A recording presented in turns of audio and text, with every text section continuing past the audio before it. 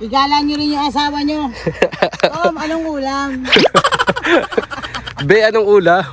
Ito dator, magkano naman dator dito, ma'am? Actually, binibigay ko lang, nag-range to sa dator 1,000 to 1,500. Depende sa bilang. Tapos ito, yung tulugan nila, may papag eh.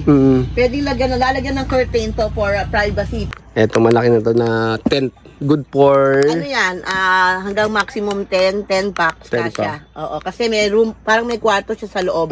may division. May division siya. Yun yung pinaka-advantage dito sa glamping site na to mga sadik is may kuryente kasi sa ibang camping site wala talaga. Ayan. Yung sa open cottage magkano po? Actually, yan, usually nagre-rent dyan, minsan mga 10,000, 1K ko binibigay yon. Pero depende, minsan madali naman akong kausap eh, pag tumatawad eh. Kaya huwag yung magalala, huwag kayo mahiyang tumawad kay Ma'am Monet. Madali akong kausap.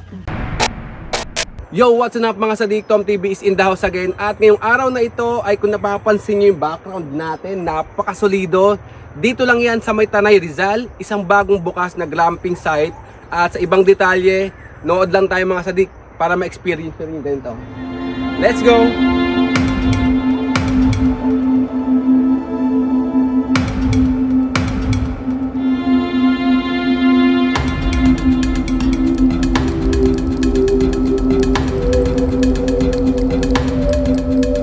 Pero yung pupuntahan natin kasi is mahaba-habang river yon, malawak, tapos kakaunti lang rin yung tao naliligo. So hindi crowded. So pagka liliko tayo dito mga sadik, pag nakita nyo yung governor na yan, tsaka itong Casa Balario, diretso tayo dyan. Waiting siya. Yan.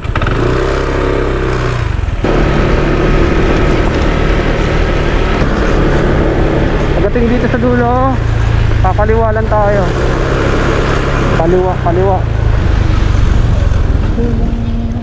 Tulad dito na diretso.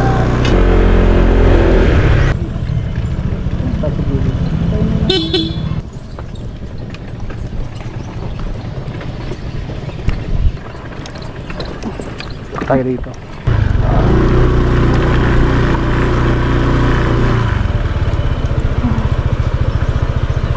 Yung pinakang glam site nila mga sadik, may mga cottage din sa harapan kung kayo ay day tour lang.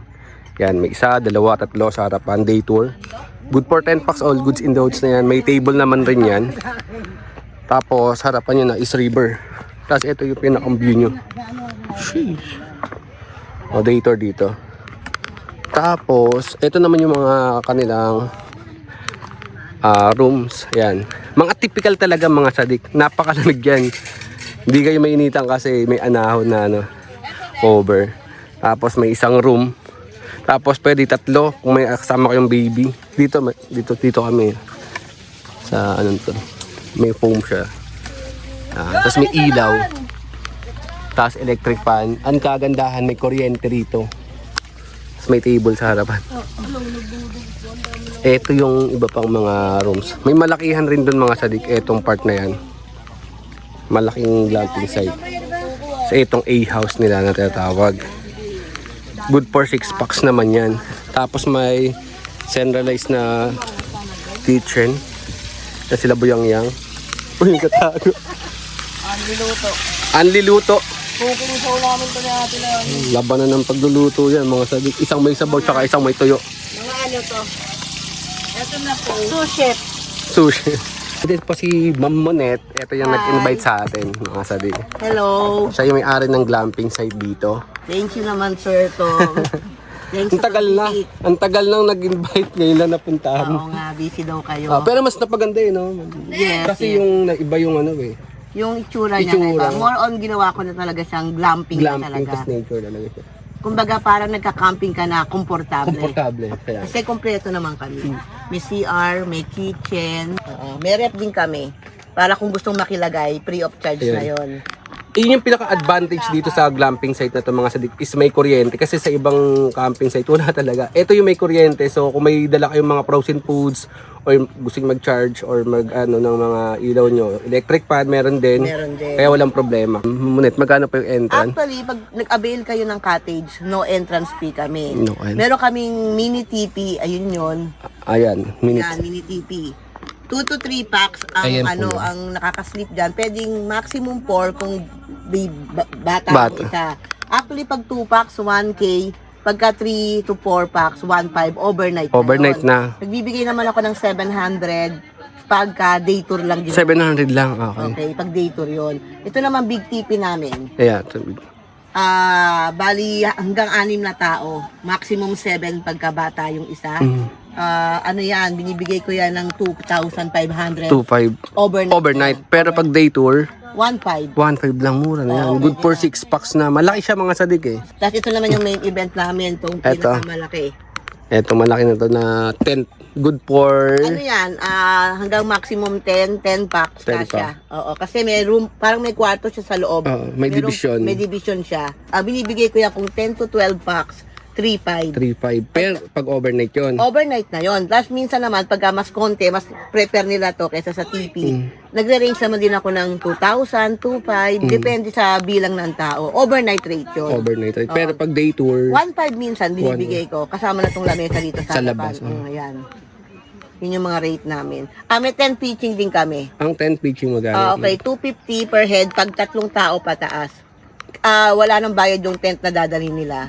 Ngayon, kung dalawa lang, ginagawa ko ng 300 per head, bali 600. 600, kung dalawa dalawang lang. tao. Yun naman ang rate namin dito.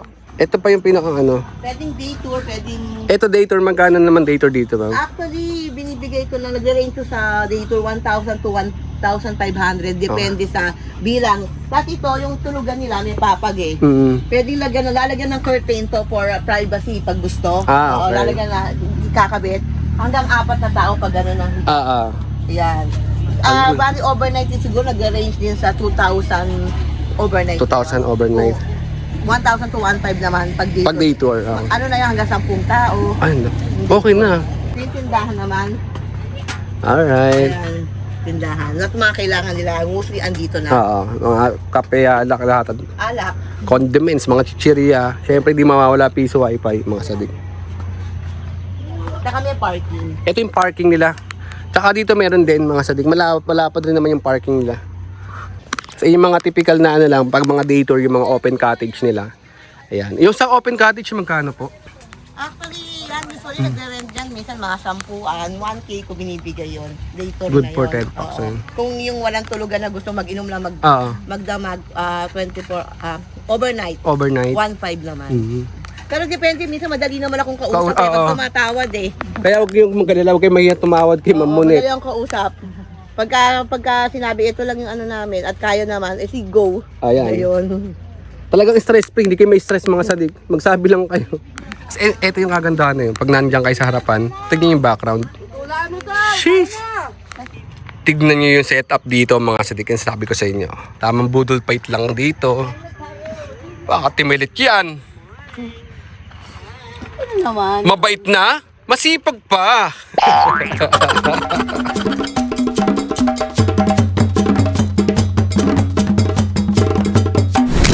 Damn.